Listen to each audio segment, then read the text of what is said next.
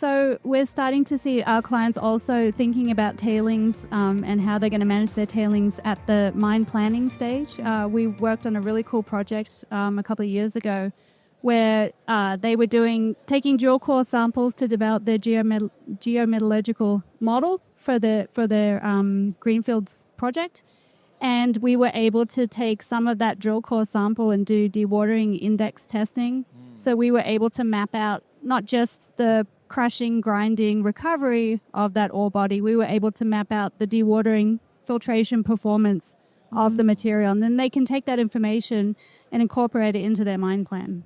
Are there maybe some projects that sort of maybe tie everything we're talking about new technology, integration of the mineral processing with the tailings? Maybe Kathy, start with you. Is there any project that stands out to you that goes, that's a good example of how it all ties in? Yeah, I think so. We've got a few projects right now, and we're seeing more and more requests for this type of work is reprocessing of tailings. And so a lot of the time that can be driven by sites having to deal with old historic tailings dams, and you're already thinking about moving the material maybe from one point to another.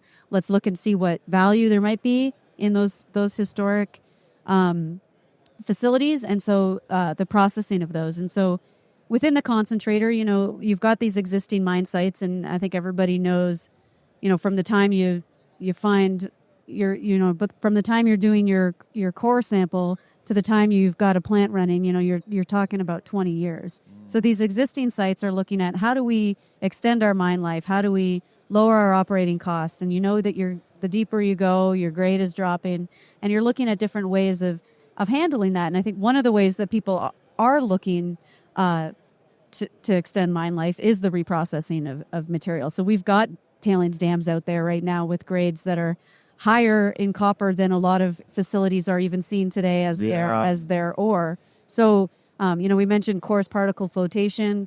There's a lot of technologies now that are helpful in addressing some of these types of needs that projects are seeing.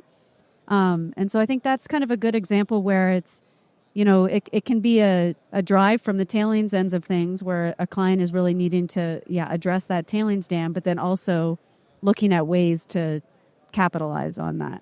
Yeah. Can they make some money while they're actually moving the tailings? Yeah. Right, yeah. And they use then that money they've made to maybe deposit the tailings in a better way. Maybe they're going to filter it or